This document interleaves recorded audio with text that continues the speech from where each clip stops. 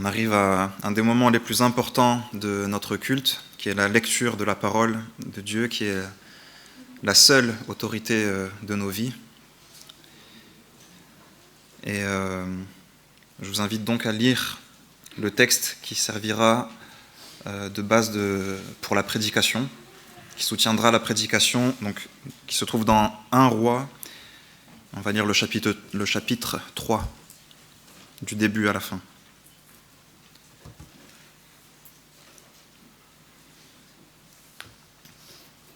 1 Roi chapitre 3.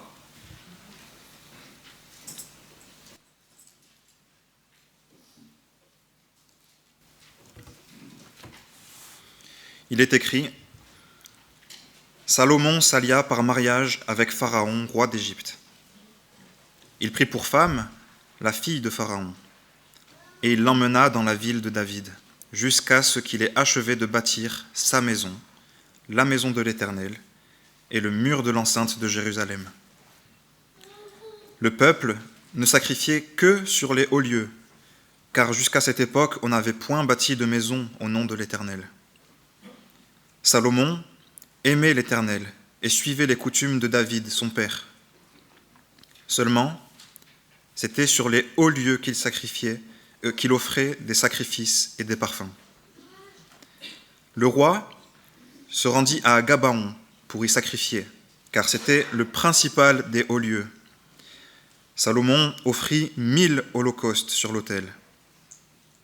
À Gabaon, l'Éternel apparut en songe à Salomon pendant la nuit, et Dieu lui dit: « Demande ce que tu veux que je te donne. » Salomon répondit: « Tu as traité avec une grande bienveillance ton serviteur David, mon père, parce qu'il marchait en ta présence dans la fidélité, dans la justice et dans la droiture de cœur envers toi. Tu lui as conservé cette grande bienveillance, et tu lui as donné un fils qui est assis sur son trône, comme on le voit aujourd'hui. Maintenant, Éternel mon Dieu, tu as fait régner ton serviteur à la place de David mon père. Et moi, je ne suis qu'un jeune homme, je n'ai point d'expérience. Ton serviteur est au milieu du peuple que tu as choisi, peuple immense qui ne peut être ni compté ni dénombré à cause de sa multitude. Accorde donc à ton serviteur un cœur intelligent pour juger ton peuple, pour discerner le bien et le mal. Car qui pourrait juger ton peuple, ce peuple si nombreux ? Cette demande de Salomon plut au Seigneur. Et Dieu lui dit: « Puisque c'est là ce que tu demandes, puisque tu ne demandes pour toi ni une longue vie, ni les richesses, ni la mort de tes ennemis, et que tu demandes de l'intelligence pour exercer la justice, voici, j'agirai selon ta parole. Je te donnerai un cœur sage et intelligent, de telle sorte qu'il n'y aura eu personne avant toi et qu'on ne verra jamais personne de semblable à toi. Je te donnerai en outre ce que tu n'as pas demandé, des richesses et de la gloire, de telle sorte qu'il n'y aura pendant toute ta vie aucun roi qui ne soit ton pareil. Et si tu marches dans mes voies, en observant mes lois et mes commandements, comme l'a fait David ton père, je prolongerai tes jours. » Salomon s'éveilla, et voilà le songe. Salomon revint à Jérusalem et se présenta devant l'arche de l'alliance de l'Éternel. Il offrit des holocaustes et des sacrifices d'action de grâce, et il fit un festin à tous ses serviteurs devant lui. Il fit un festin à tous ses serviteurs. Alors, 2 femmes prostituées vinrent chez le roi et se présentèrent devant lui. L'une des femmes dit: « Pardon, mon Seigneur. Moi et cette femme, nous demeurions dans la même maison, et j'ai accouché près d'elle dans la maison. 3 jours après, cette femme a aussi accouché. Nous habitions ensemble, aucun étranger n'était avec nous dans la maison. Il n'y avait que nous 2. Le fils de cette femme est mort pendant la nuit, parce qu'elle s'était couchée sur lui. Elle s'est levée au milieu de la nuit, elle a pris mon fils à mes côtés tandis que ta servante dormait, et elle l'a couché dans son sein. Et son fils qui était mort, elle l'a couché dans mon sein. Le matin, je me suis levé pour allaiter mon fils, et voici, il était mort. Je le regardais attentivement le matin, et voici, ce n'était pas mon fils que j'avais enfanté. L'autre femme dit, « Au contraire, c'est mon fils qui est vivant, et c'est ton fils qui est mort. » Mais la première répliqua, « Nullement, c'est ton fils qui est mort, et c'est mon fils qui est vivant. » C'est ainsi qu'elles parlèrent devant le roi. Le roi dit, « L'une dit, c'est mon fils qui est vivant, et c'est ton fils qui est mort. Et l'autre dit, nullement, c'est ton fils qui est mort, et c'est mon fils qui est vivant. » Puis il ajouta, « Apportez-moi une épée. » On apporta une épée devant le roi, et le roi dit, « Coupez en deux l'enfant qui vit, et donnez-en la moitié à l'une et la moitié à l'autre. » Alors, la femme dont le fils était vivant sentit ses entrailles s'émouvoir pour son fils, et elle dit au roi, « Ah, mon Seigneur, donnez-lui l'enfant qui vit, et ne le faites point mourir. » Mais l'autre dit, « Il ne sera ni à moi, ni à toi, coupez-le. » Et le roi, prenant la parole, dit, « Donnez à la première l'enfant qui vit, et ne le faites point mourir. C'est elle qui est sa mère. » Tout Israël apprit le jugement que le roi avait prononcé, et l'on craignit le roi, car on vit que la sagesse de Dieu était en lui pour le diriger dans ses jugements. Et je vous invite à prier. Merci, notre Père, de ce que tu parles dans ta parole, et merci de l'expérience des hommes qui ont vécu dans ce monde, comme le roi Salomon. Nous aimerons tellement apprendre de sa vie, mais surtout nous aimerions te voir à travers l'histoire humaine, voir ta main bienveillante, ta bonté face à nos manquements, mais la manière dont, dans l'histoire, tu nous as envoyé la solution ultime à notre problème le plus profond. Nous voulons voir encore Jésus ce matin et qu'il règne dans nos cœurs. Amen. Si vous êtes familier à l'univers Disney, vous avez certainement vu le film Aladdin. Et même si vous n'êtes pas allé au cinéma les 5 dernières années, vous avez au moins vu le dessin animé qui est sorti dans les années 90. Ou si vous ne savez pas du tout de quoi je parle, vous n'avez pas la télé, vous n'allez pas au cinéma, vous n'avez pas eu d'enfant dans la vie pour aller au cinéma, ce n'est pas grave. Aladdin, en fait, c'était un jeune garçon qui a grandi dans la rue. Il n'a pas de statut, il est complètement pauvre, sans richesse, mais dans toute l'histoire, il veut conquérir le cœur de la belle princesse Jasmine. Mais il y a un problème, c'est que lui, il n'est rien, mais elle, c'est une princesse. C'est la princesse du royaume.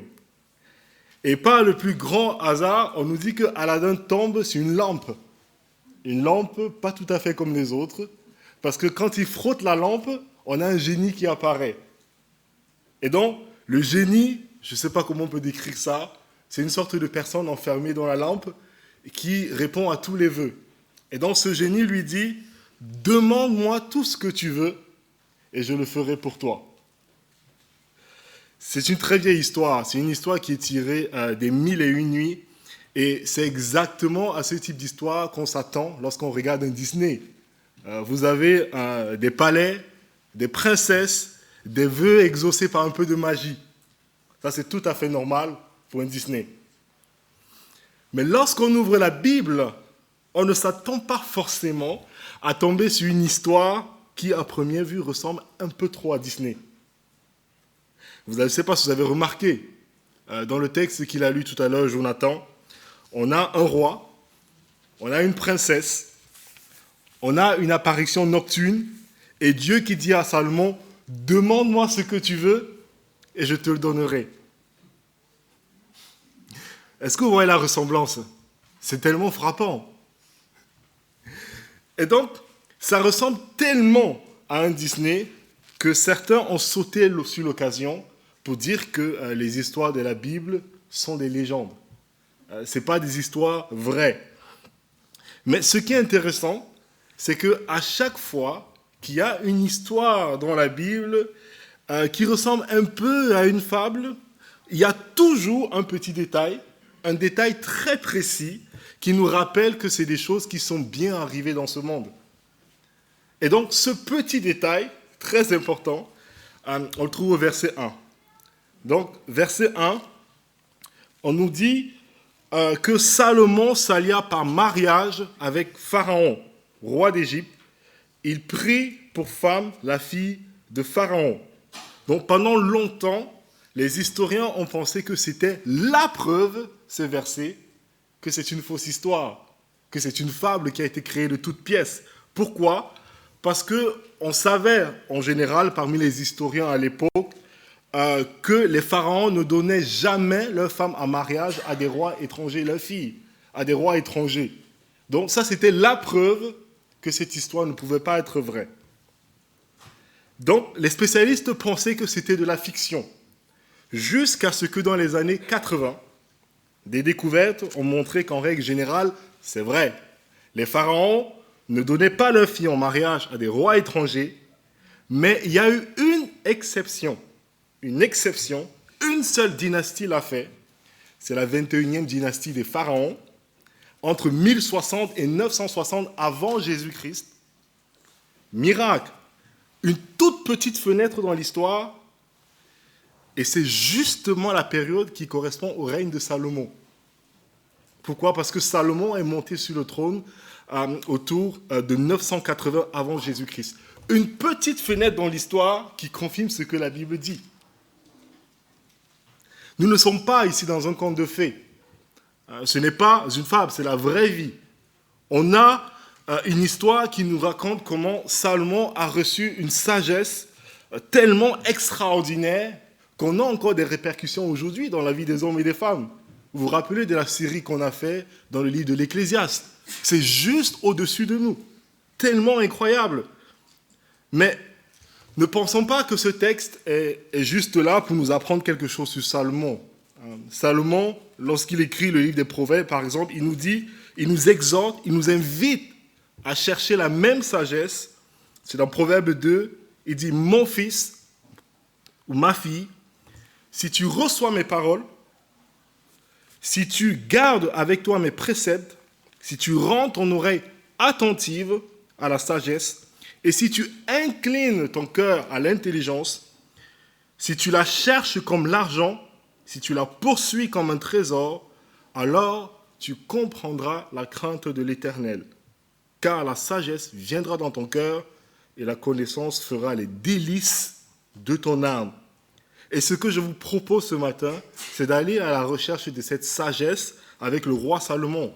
Une sagesse qui ne nous rend pas simplement plus intelligents, mais une sagesse qui nous apprend à désirer ce qui est juste, ce qui est vraiment nécessaire. Une sagesse qui fait des délices de mon âme. Et donc, ce qu'on va faire, c'est qu'on va se poser 3 questions pour aller à la recherche de cette sagesse. On va d'abord se demander pourquoi nous avons besoin de sagesse. Pourquoi est-ce que nous avons tous besoin de sagesse? Ensuite, qu'est-ce que la sagesse dont nous avons tant besoin? Et pour finir, où trouve-t-on cette sagesse? Donc, d'abord, pourquoi avons-nous besoin de sagesse? Et la réponse courte, c'est parce que nous manquons naturellement de sagesse. Nous manquons de sagesse. C'est ce qu'on voit dans la vie de Salomon ici.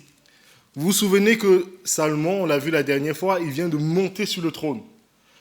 Il succède à son père David, et donc il est maintenant roi d'Israël. Mais à peine il est monté sur le trône qu'on sent déjà les problèmes venir. Je ne sais pas si vous avez remarqué, d'abord verset 1, pour consolider les frontières de son royaume, Salomon fait une alliance politique. Il prend une décision politique, et c'est quoi la décision? On nous dit qu'il prit pour femme la fille du pharaon, une princesse égyptienne. Premier problème. Alors, ce n'était pas explicitement interdit. Les Israélites avaient l'interdiction de marier des femmes cananéennes, c'est-à-dire les femmes étrangères, mais d'origine du pays promis. Ça, ils avaient l'interdiction de le faire. Mais si Dieu n'avait pas interdit formellement d'épouser les femmes d'autres pays, comme les Égyptiennes par exemple, ce n'était clairement pas une marque de sagesse de la part de Salomon de prendre pour femme une princesse égyptienne qui n'est pas croyante et qui adorait des faux dieux et qui n'adorait pas du tout l'Éternel. Et donc, c'est ce que la suite de l'histoire va nous montrer, parce qu'il va prendre beaucoup des femmes étrangères. Et ça va être un problème pour tout le royaume. On va le voir dans la suite des chapitres. Donc ça, c'est la première faute, première erreur, qui montre que Salomon manque de sagesse. Mais ensuite, versets 2 et 3, on nous dit que parce que les hauts lieux étaient populaires devant le peuple, Salomon, non seulement il renonce à les détruire, mais il va jusqu'à offrir même des sacrifices à l'Éternel dans ces endroits-là. Si vous voulez, les hauts lieux, c'était ces endroits dans les collines où les Cananéens adoraient leur Dieu à l'époque. Donc, encore une fois, on peut comprendre Salomon, parce qu'on nous dit dans ces versets qu'à cette époque-là, on n'avait pas encore bâti le temple, on n'avait pas bâti une maison en l'honneur de l'Éternel. Il n'y avait pas de temple pour pouvoir sacrifier.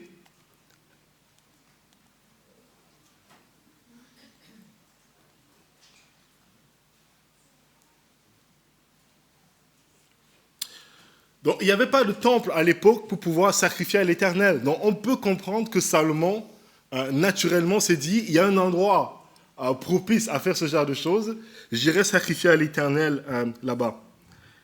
Néanmoins, Salomon prend ici une habitude, il prend une habitude qui va avoir du mal à abandonner 20 ans plus tard, parce que sur ces mêmes collines, ce ne sera plus l'Éternel qui sera adoré, mais ce sera les mêmes faux dieux des Cananéens qui seront adorés dans ces hauts lieux. Bref, le verset 3 nous résume la situation. Salomon aimait l'Éternel. Il suivait les prescriptions de son père David, mais il manquait encore de la sagesse. Il manquait de sagesse. Mais ce qui est remarquable ici, je ne sais pas si vous avez remarqué, ce qui est remarquable, c'est qu'il le sait. Il sait qu'il manque de sagesse. Et c'est assez rare, ce genre de personnes, qui sait qu'ils ont besoin de sagesse. Salomon n'est pas encore l'homme sage qui va devenir, mais il possède déjà quelque chose que la majorité des gens n'ont pas. Il sait qu'il lui manque ce dont il a besoin. Et quand Dieu lui apparaît pendant la nuit, il lui dit, verset 5, « Demande ce que tu veux, je te donne. » Et Salomon répond, à verset 7, « Éternel mon Dieu, tu as fait régner ton serviteur à la place de David, mon père, et moi je ne suis qu'un jeune homme. Je n'ai point d'expérience, je ne sais pas gouverner. » Voilà quelqu'un qui a une couronne sur la tête, mais il reconnaît son insuffisance. Il reconnaît qu'il ne peut pas régner. J'ai du pouvoir, j'ai une couronne sur la tête, mais il dit, Seigneur, je ne sais pas faire. Je ne sais pas comment m'y prendre. Je ne suis pas à la hauteur. Il doit avoir 20 ans à ce moment-là, quand il monte sur le trône. Et donc, il voit l'immensité de ce peuple qu'il doit diriger. Il mesure le poids de sa responsabilité et il sait qu'il n'a pas en lui-même ce qu'il faut pour bien régner. Alors il demande, verset 9, « Accorde donc à ton serviteur un cœur intelligent pour gouverner ton peuple, pour discerner le bien du mal. » Autrement dit, Seigneur, il y a une seule chose que je te demande, une seule chose, donne-moi la sagesse. Alors, imaginez que cette fois-ci, c'est à vous que Dieu pose la question. Demande-moi ce que tu veux, je te donnerai. Qu'est-ce que vous allez demander? Vous avez droit à un seul vœu, je te le donne maintenant. Qu'est-ce que vous allez demander? Vous êtes d'accord avec moi que la réponse que vous allez donner à cette question révèle ce que votre cœur désire le plus? C'est ça. La réponse que vous allez donner montre ce que votre cœur désire le plus.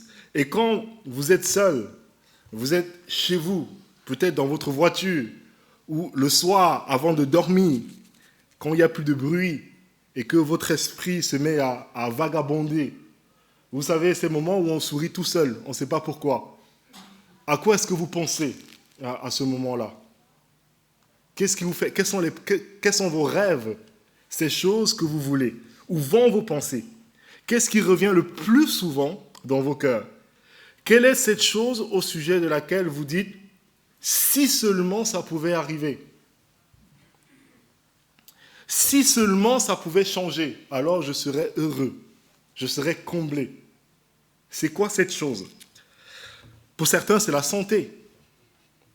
Pour d'autres, c'est l'argent, le mariage peut-être, la paix dans la famille, la réussite des enfants, un travail, une maison, une promotion, la fin d'un conflit, la fin d'une souffrance.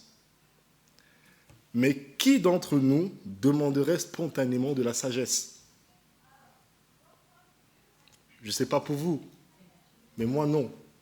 Ce n'est pas ce qui viendrait spontanément. Et c'est justement la raison pour laquelle nous manquons de sagesse.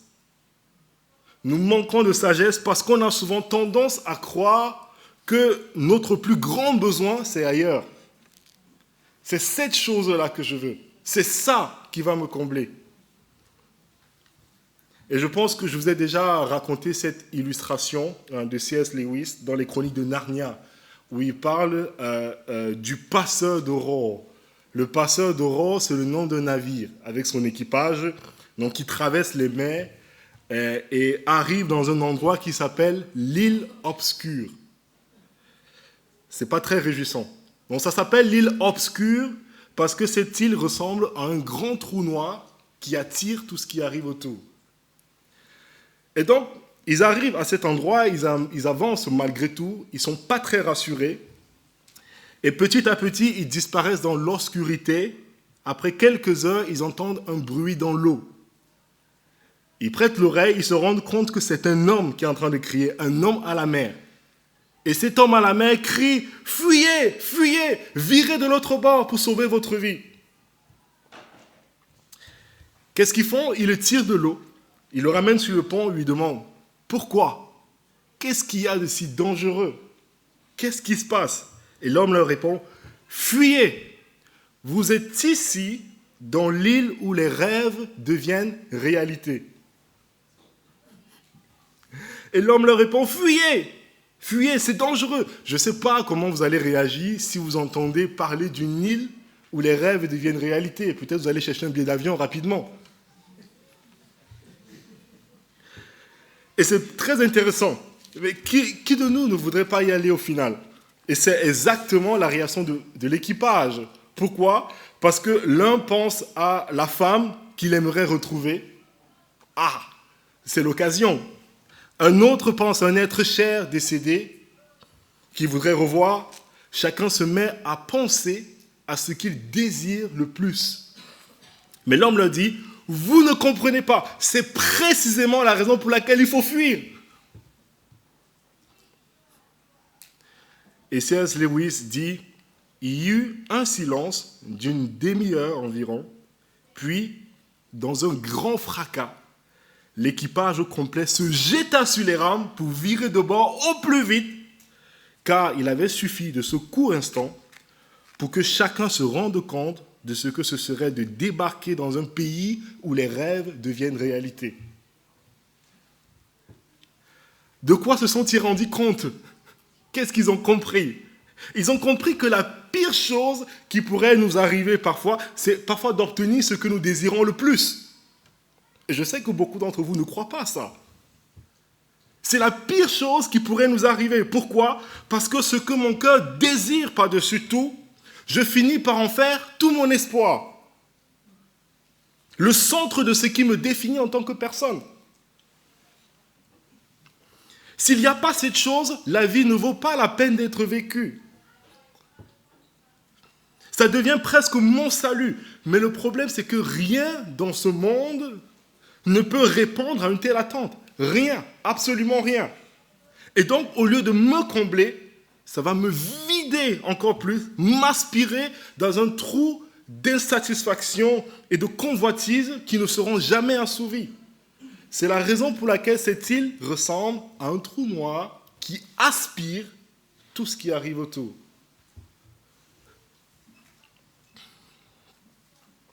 Cynthia Emmel, c'est une journaliste du magazine Vogue aux États-Unis. Donc c'est Timothée Keller qui le cite dans un de ses livres. Et donc pendant des années, elle a côtoyé des gens qui voulaient devenir acteurs et actrices à Hollywood. Et donc elle voulait écrire un article sur leur expérience. Et elle dit que c'était des gens qui travaillaient dur, très dur, plus dur que n'importe qui d'entre nous. Ils avaient pour habitude souvent de faire serveur pendant la nuit pour pouvoir payer les cours de théâtre la journée. Et ils se disaient, si seulement je pouvais arriver à me faire un nom dans le show business, si seulement je pouvais atteindre la célébrité, tout irait mieux. Je serais heureux dans ma vie. Et donc, ils travaillaient très dur pour ça. Et cette dame, elle dit un jour qu'ils sont devenus célèbres. Et écoutez bien ce qu'elle dit. Elle écrit, elle dit « Je plains les célébrités, c'est vrai. Ces gens étaient autrefois plaisants. Mais maintenant, leur colère fait peur à voir. Plus que nous tous, ils voulaient devenir célèbres. Ils ont travaillé, ils ont progressé.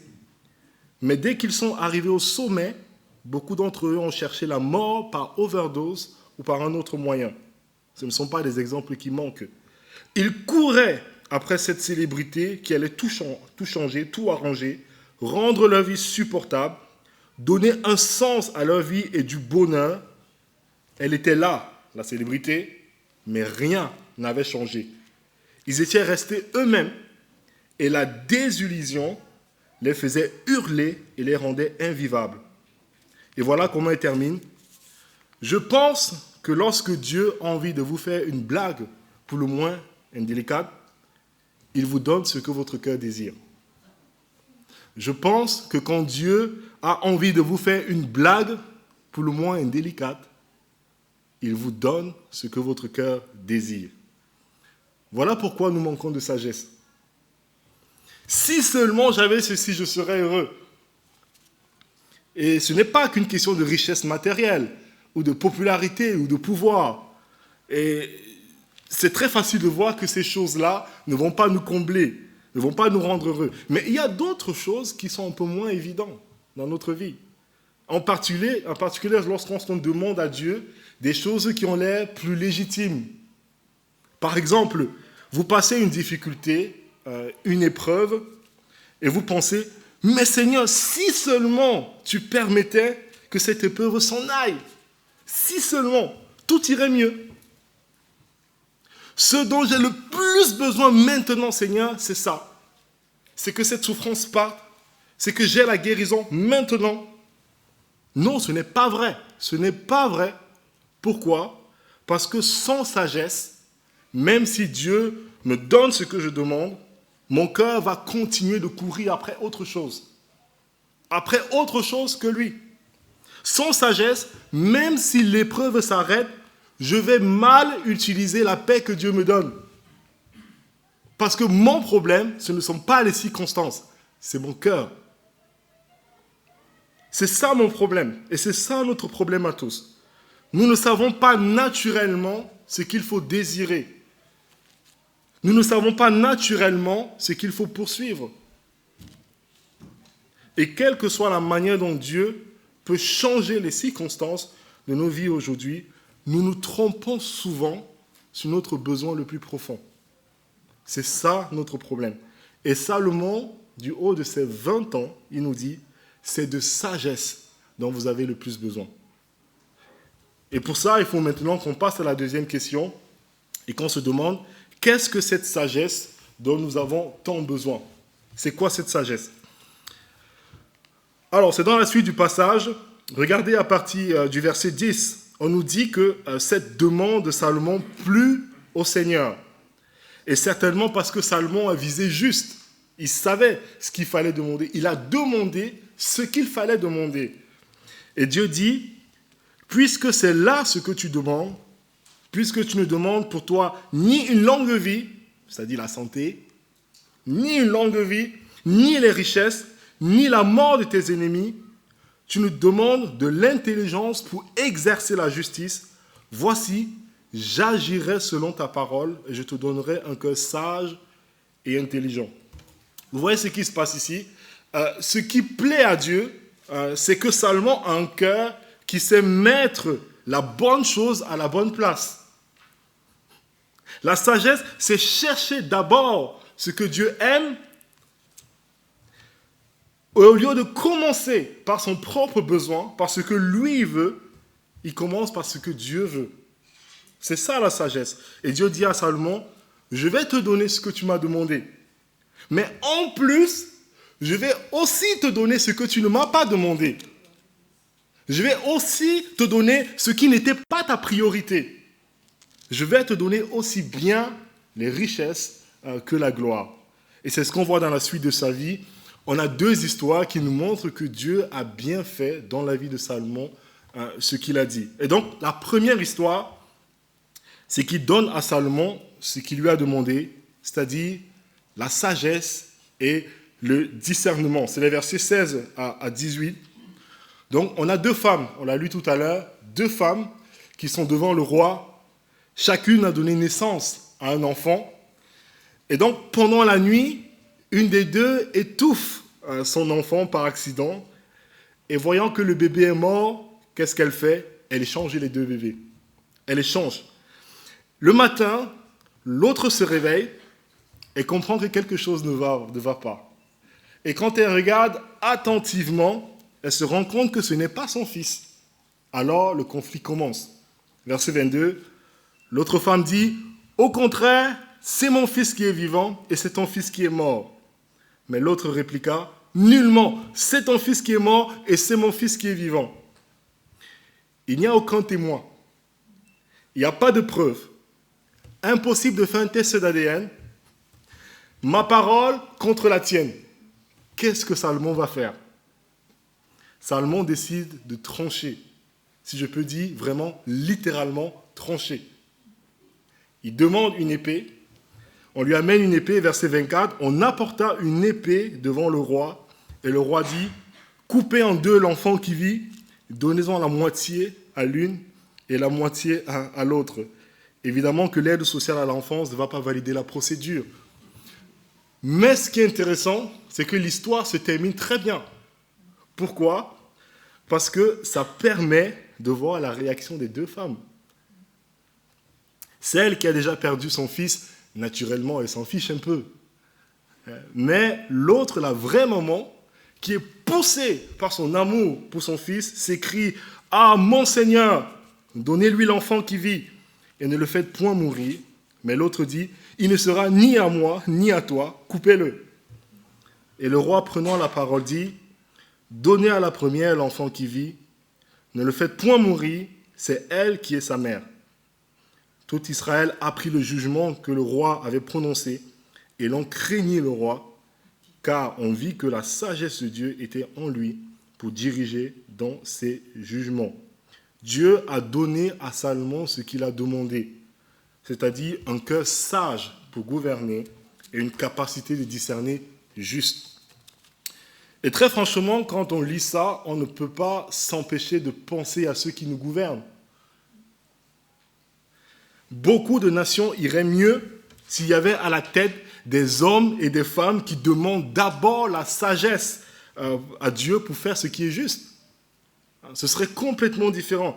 Et c'est un vrai sujet de prière pour nous. Nous devons prier pour nos responsables, prier pour ceux qui nous gouvernent. Prions pour que Dieu leur donne la vraie foi, ou du moins une partie de cette sagesse qui permet de discerner le bien du mal, d'agir avec justice. C'est quelque chose qui vient de Dieu. Et on a cette responsabilité de prier pour notre président, son gouvernement, nos élus locaux. On doit penser à eux dans la prière. Donc Dieu donne à Salomon ce qu'il a demandé, mais en plus, il donne à Salomon ce qu'il n'a pas demandé, c'est-à-dire la richesse et la gloire. Et ça, on le voit un peu plus loin dans le livre, dans le chapitre 10, avec la visite de la reine de Saba. Donc Saba, c'est une région de la péninsule arabique, ce qui correspond au Yémen aujourd'hui. Et donc, elle a entendu de son pays, elle a entendu parler de Salomon. Comment ça se fait? Il faut savoir que sous le règne de Salomon, Israël avait atteint son apogée, son âge d'or. C'était la plaque tournante du Moyen-Orient. Tous les échanges commerciaux passaient par leur territoire. Et donc, du nord au Liban, on importait les cèdres du Liban. Vous avez entendu parler dans l'Ancien Testament. C'était le matériau de construction, voilà, privilégié de l'époque. On importait du Liban, ça traversait, ça rentrait dans le territoire d'Israël. Et au sud, on échangeait avec l'Égypte, avec l'Éthiopie et même avec l'Inde. On achetait des chevaux et des chars qui étaient les moyens de transport de l'époque, les voitures de l'époque. Des bateaux israélites sont même allés jusqu'en Inde où on faisait venir des épices et de l'or. Et tout ça passait par le territoire d'Israël et bien entendu prélevait une taxe douanière. Et donc, il y avait tellement de richesses dans le pays que l'or était devenu commun comme des pierres. La Bible nous dit. Bien entendu, c'est une image, mais ça se rapproche assez bien de la réalité. Parce que dans le chapitre 10, on nous dit que la reine de Saba, qui n'était pas pauvre du tout, regardez, c'est le verset 2, chapitre 10, on nous dit qu'elle arriva à Jérusalem avec une suite fort nombreuse, avec des chameaux portant des aromates, de l'or en très grande quantité, des pierres précieuses. Elle se rendit auprès de Salomon et elle dit tout ce qu'elle avait sur le cœur. Et malgré toute sa richesse à elle, elle est bouche bée. Elle est bouche bée, elle est estomaquée parce qu'elle va en Israël. C'est verset 4. La reine de Saba vit toute la richesse de Salomon et la maison qu'il avait bâtie, et les mets de sa table, et la demeure de ses serviteurs, et les fonctions et les vêtements de ceux qui le servaient, et ses échansons, ses holocaustes qu'il offrait dans la maison de l'Éternel, hors d'elle, complètement surprise, époustouflée. Elle dit au roi, c'est donc vrai ce que j'ai appris de mon pays, au sujet de ta position et de ta sagesse. Je ne le croyais pas, avant d'être venu et d'avoir vu de mes yeux, et voici, on ne m'en a pas dit la moitié. Tu as plus de sagesse et de prospérité que la renommée ne me l'a fait connaître. Voilà ce que Dieu a fait dans la vie de Salomon. La sagesse pour gouverner et la prospérité donnée en plus. Tout ça parce que Salomon a cherché d'abord le royaume et la justice de Dieu, et Dieu a ajouté le reste. Voilà l'une des plus belles définitions dans la Bible de ce que c'est que la sagesse. Cherchez premièrement le royaume et la justice de Dieu, et toutes ces choses vous seront données par-dessus. La sagesse, c'est quoi? La sagesse, c'est mettre Dieu à la première place. C'est vouloir ce qu'il veut. C'est aimer ce qu'il aime. C'est apprendre à dire, Seigneur, pas d'abord mon confort, avant mes projets, avant mes peurs, avant mes désirs, avant ce que je veux, c'est ton règne et ta justice dans ma vie et sur chaque mètre carré de ce monde.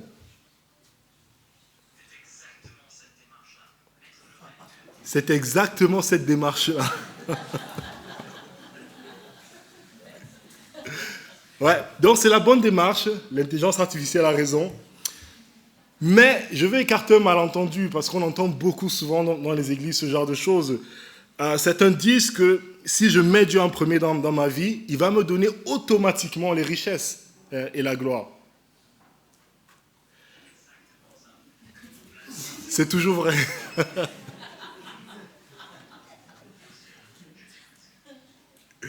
Donc, ils disent que si je mets automatiquement Dieu en premier dans ma vie, automatiquement j'aurai la gloire, les richesses, la santé et tout ce qu'il me faut. Et on voit ce type de personnes dans les églises, c'est des gens qui sont très investis. C'est des gens qui donnent beaucoup. Ils sont très engagés. Pourquoi? Parce qu'ils disent, Dieu va me redonner au centuple. C'est presque un placement financier. Et c'est très rentable. Fois 100 en une année qu'il ne voudrait pas investir. Et donc c'est comme ça qu'il pense. Je cherche ce qui est à Dieu, automatiquement j'aurai tout le reste. Mais est-ce que c'est ce que la Bible dit? Non.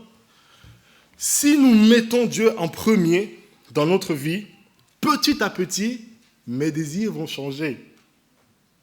Mes désirs vont changer, mes rêves vont changer et s'aligner avec ce que Dieu désire. Nous allons aimer comme Dieu aime. Nous allons vouloir ce que Dieu veut. Nous allons rechercher ce que Dieu recherche. À savoir que son règne s'établisse dans notre vie. Et si nos désirs s'alignent avec ce que Dieu désire, nous allons voir qu'en réalité, il ne nous manque rien. Ça s'appelle le contentement. Si vous cherchez Dieu en premier, il va vous apprendre le contentement. Parce que ce qu'il est suffit amplement. Et nous allons commencer à voir petit à petit que chaque épreuve que Dieu permet, chaque problème qui nous soumet, chaque souffrance, chaque frustration, on commence à les voir comme quelque chose dont Dieu se sert pour pouvoir me faire grandir et me garder auprès de lui. Voilà ce qu'est la sagesse selon la Bible.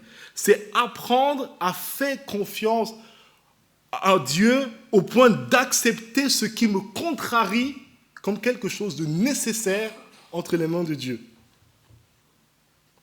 Et c'est pour ça que Salomon dira plus tard, Proverbe 9, verset 10, « Le commencement de la sagesse, c'est la crainte de l'Éternel. » Quand il parle de crainte, il ne parle pas de la peur, non. Il parle du respect de Dieu. C'est reconnaître qui il est. C'est le prendre au sérieux. C'est s'incliner devant lui. C'est de comprendre que lui, il est Dieu et moi, je ne le suis pas. Et quand j'ai ce saint respect pour Dieu, je ne fais plus de mes désirs des absolus. Non, parce qu'il est plus grand que moi. Je ne mets plus au centre de tout. Je trouve ma joie dans ce qui réjouit mon Seigneur. C'est ça la crainte de l'Éternel. Et c'est là le commencement de la sagesse. Vous voyez donc que la sagesse n'a rien à voir avec l'intelligence. On peut être très intelligent, on peut être très cultivé, on peut être très instruit et manquer complètement de sagesse. Le Proverbe 3 nous dit « Confie-toi en l'Éternel de tout ton cœur et ne t'appuie pas sur ton propre intelligence. Ne sois pas sage à tes propres yeux. Crains l'Éternel. » La sagesse n'a rien à voir avec l'intelligence. La sagesse n'a non plus rien à voir avec l'expérience. L'expérience, ça aide. L'âge, ça aide, bien sûr, mais ce n'est pas suffisant. Donc, la vraie question pour nous ce matin, ce n'est pas est-ce que je suis assez intelligent? Est-ce que je suis assez instruit? Est-ce que j'ai assez d'expérience? Ce n'est pas ça la question pour nous ce matin. La vraie question, c'est est-ce que je mets Dieu en premier dans ma vie? Est-ce que je le mets en premier? Est-ce que je cherche son royaume et sa justice? Est-ce que je veux que mes désirs soient semblables aux siens? Est-ce que je cherche cette sagesse comme un trésor? Parce qu'il faut être honnête, ce n'est pas naturel chez nous. Ça ne vient pas spontanément, la sagesse. On ne se réveille pas un matin, tout à coup, on se met à aimer Dieu plus que tout. Cette sagesse, ça ne tombe pas automatiquement. Et c'est justement pour ça qu'il faut maintenant se poser la dernière question. Où est-ce qu'on trouve cette sagesse? Auprès de qui on peut aller et demander cette sagesse? Et donc, où se trouve la sagesse? J'ai simplement envie de dire, là où la reine de Saba l'a trouvée. Elle a fait un voyage immense, vous vous rappelez? Elle a traversé le désert, plusieurs mois sur la route, des milliers de kilomètres. Tout ça pourquoi? Parce qu'elle avait compris qu'il y avait quelque chose qui valait le déplacement.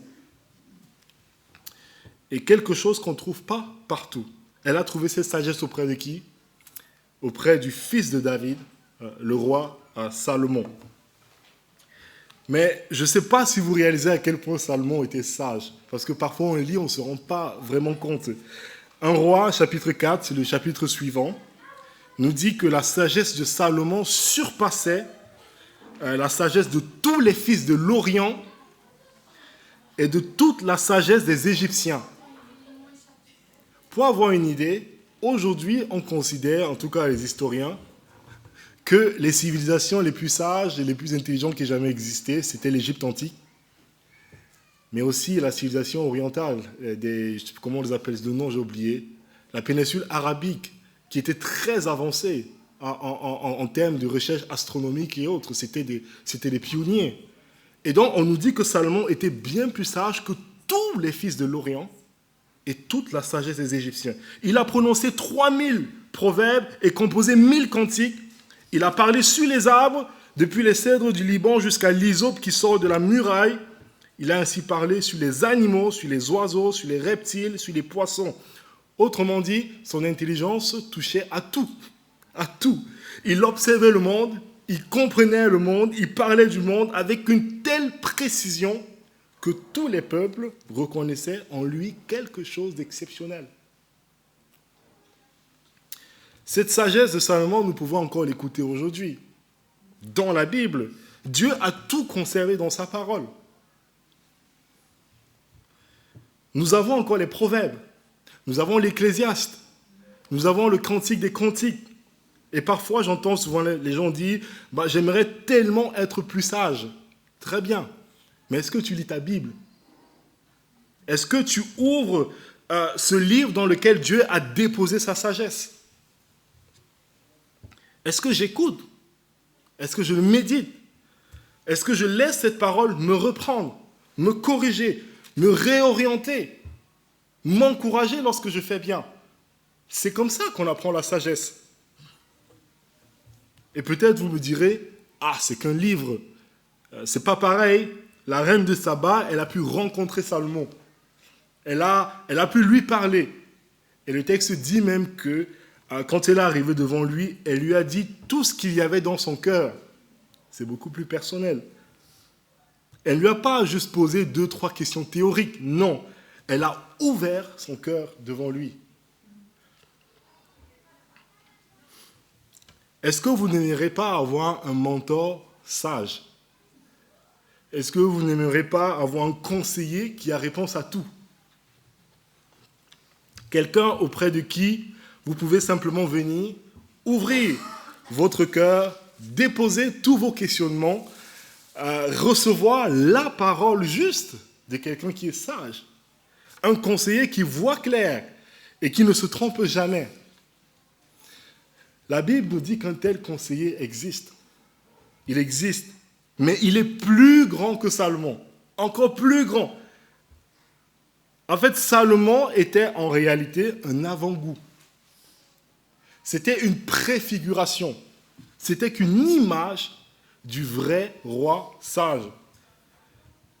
Donc Salomon, il annonçait quelqu'un d'autre. Un autre roi bien plus grand. Ésaïe, chapitre 11, il nous parle de ce roi, il dit « Puis un rameau sortira du tronc d'Isaïe. » Isaïe, c'est le grand-père de Salomon, c'est le père de David. Et il nous dit « Un rejeton va sortir dans la même famille, la même descendance, quelqu'un sortira, l'esprit de l'Éternel reposera sur lui. »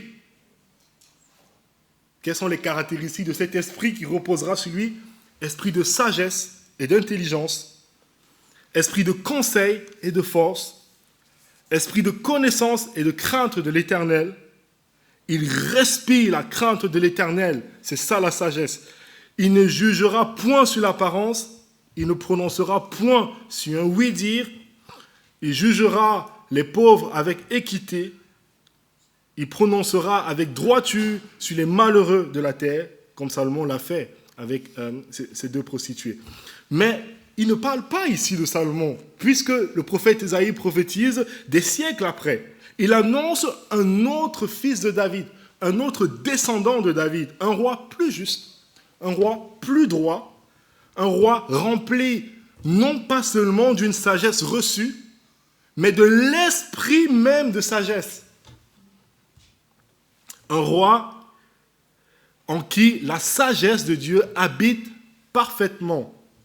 En lui, la sagesse, ce n'est pas une idée, ce n'est pas une qualité, ce n'est pas une méthode ou un style de vie pour mieux vivre. Non, la sagesse en lui, c'est une personne.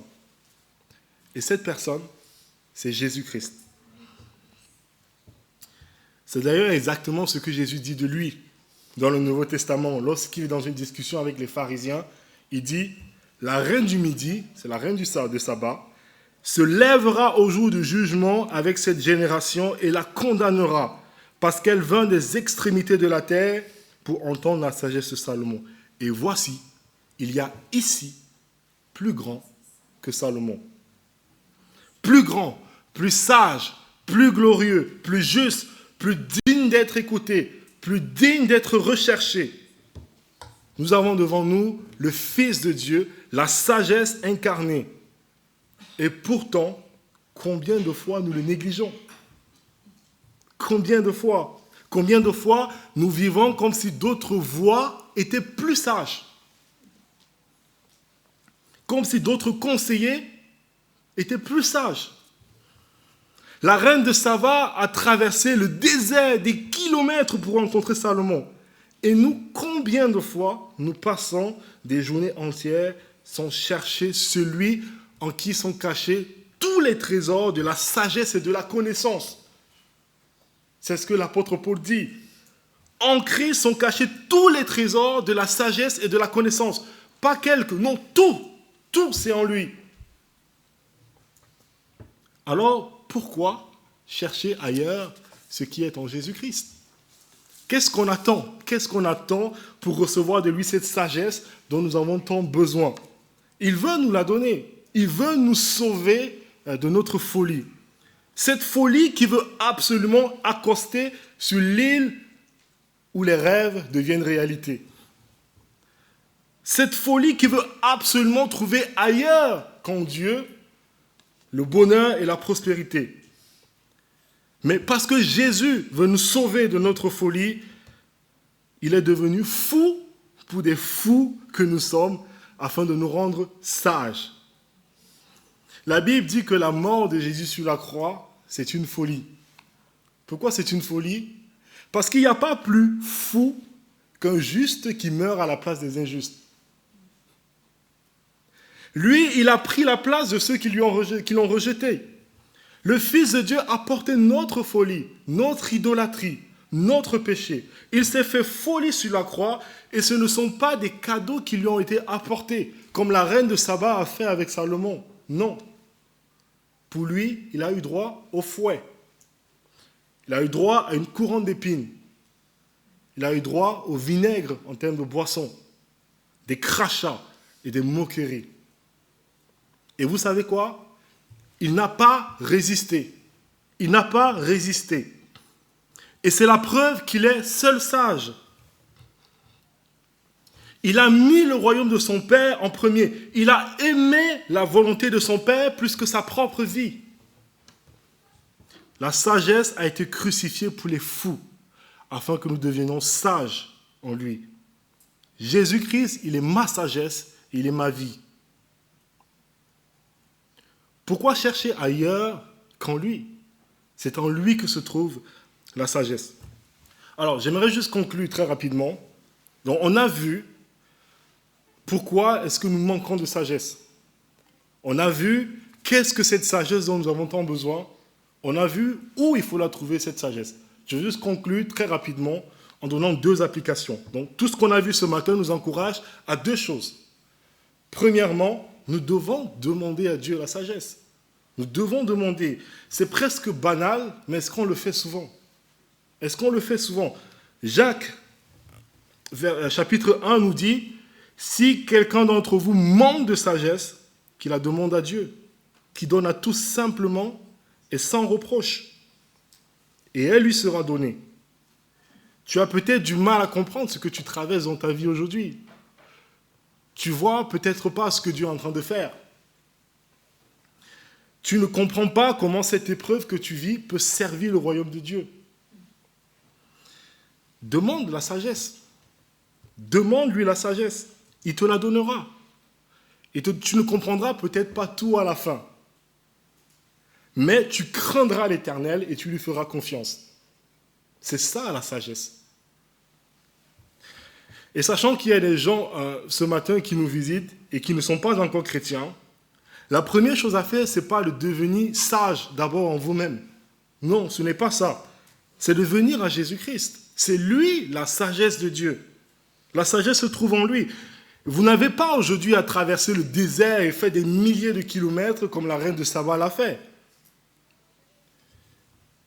Vous pouvez venir maintenant à lui et lui dire tout ce que vous avez dans le cœur, comme elle a fait.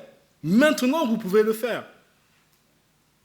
Mais est-ce que vous serez prêt à écouter la parole juste en ce qui vous concerne, en ce qui concerne votre situation éternelle devant Dieu?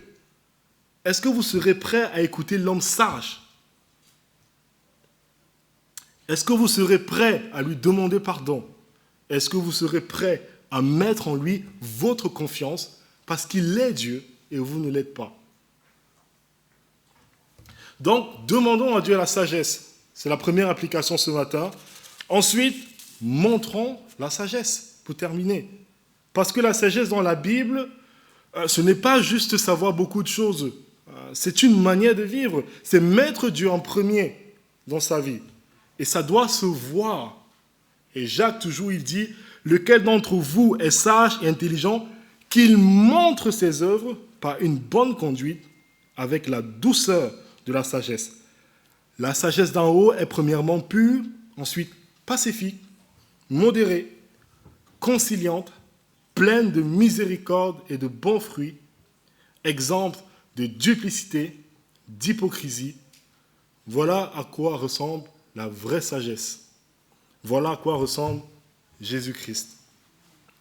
Demandons cette sagesse à Dieu. Cherchons-la tel un trésor en restant attachés à lui, parce que c'est lui la sagesse. Il n'y a pas autre moyen de l'obtenir que par lui. Il est la sagesse de Dieu pour nous. Et surtout parce que lui s'est fait sagesse pour nous fous que nous étions, afin que nous devenions en lui sages. Je vous invite à prier. Seigneur notre Dieu, nous sommes tellement reconnaissants de ce que tu ne nous as pas laissé dans notre folie. Et quand on voit l'exemple du Seigneur Jésus, la sagesse incarnée fait homme, quand on voit jusqu'où il est allé dans sa sagesse, il t'a tellement aimé, il a tellement aimé le Père qu'il n'a pas regardé à ses propres épreuves, sa propre souffrance. Quand on voit qui il est, on se rend compte à quel point nous avons raté la cible. Mais merci de ce qu'il n'est pas juste un exemple. Christ est notre sagesse. Et tu sais combien, Seigneur, nous en avons besoin. Tu sais combien nous avons besoin de ne pas regarder en nous et en nos circonstances, mais de faire confiance à qui tu es. Donne-nous la crainte de l'Éternel. Donne-nous cette joie de trouver pleinement notre joie auprès de lui. Que sa présence soit suffisante pour nous. Pardonne-nous toutes les fois, Seigneur, nous avons cherché autre part. Nous avons cherché absolument à accoster sur l'île où les rêves deviennent réalité. Et pardonne-nous de ce que notre plus grand désir n'a pas souvent été toi, n'a pas souvent été ce que tu aimes, ce que tu veux, qui tu es. Merci de ce que Jésus a rendu possible cette sagesse en donnant sa vie, en échangeant sa vie sur la croix pour porter sur lui la condamnation que nous méritons. Que la gloire te revienne, Seigneur, dans ta grâce, que chacun de nous puisse méditer sur ces choses et que ceux qui ne te connaissent pas encore puissent aller à Jésus, comme l'a fait la reine de Saba, aller et déverser devant lui tout ce qu'il y a dans le cœur. Mais surtout, que sa parole juste atteigne le cœur et que tout genou fléchisse devant lui. Au nom de ce Jésus merveilleux, seul sage, que nous prions. Amen.